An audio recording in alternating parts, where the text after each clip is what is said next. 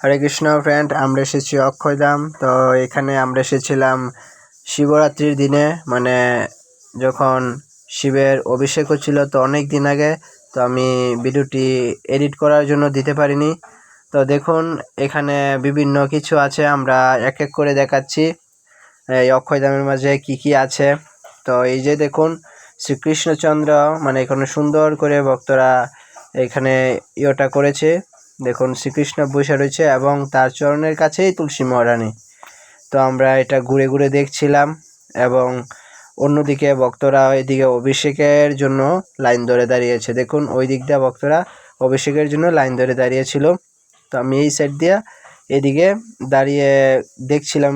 সামনেই মন্দির, তো আমরা আপনাদের মন্দিরে নিয়ে যাব, দেখাবো মন্দিরটা সম্পূর্ণ ঘুরে।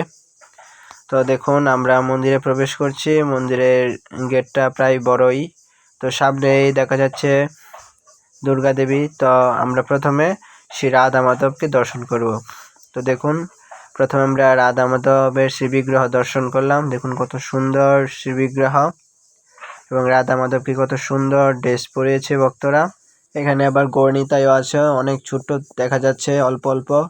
তো আমরা পরে দেখছি যে এখানে দেবী কালী, মানে মহাকালীর মন্দির আছে, অনেক সুন্দর বিগ্রহ, এবং এখানে প্রতিদিন পূজাপালি হয় এবং বিগ্রহ অনেক সুন্দর। তো আমরা পরের মন্দিরগুলো দেখছি, পরে কি কি মন্দির আছে।